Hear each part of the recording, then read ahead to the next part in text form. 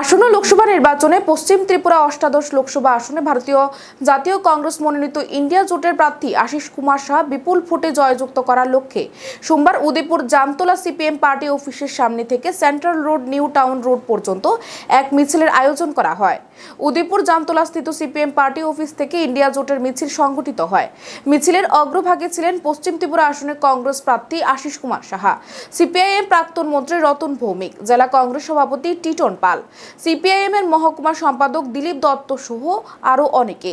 আশিস কুমার সাহা বলেন, গণতন্ত্র বাঁচাতে, কর্মসংস্থান এবং মহিলাদের বাঁচাতে এই লড়াই। জনগণের আশীর্বাদ নিতে আজকের এই মিছিল সংগঠিত করা হয় বলে জানান তিনি বলেন, যারা গণতন্ত্রে বিশ্বাসী নয় তাদের উপর ভালো কিছু আশা করা যায় না। এই সরকার দেশের গণতন্ত্রকে বিপজ্জনক স্থানে নিয়ে দাঁড় করিয়েছে। এদিন মিছিলটি শহরে বিভিন্ন পথ পরিক্রমা করে।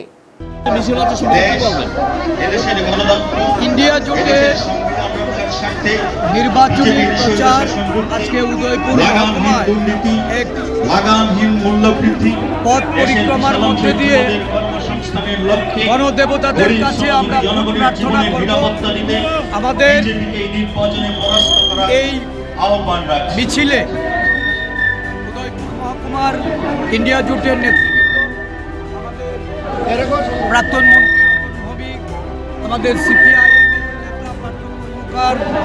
আমাদের অন্যান্য জোটের নেতৃত্ব সিপিআই সহ আমাদের সমস্ত নেতৃবৃন্দ আজকে পথে নেমেছে।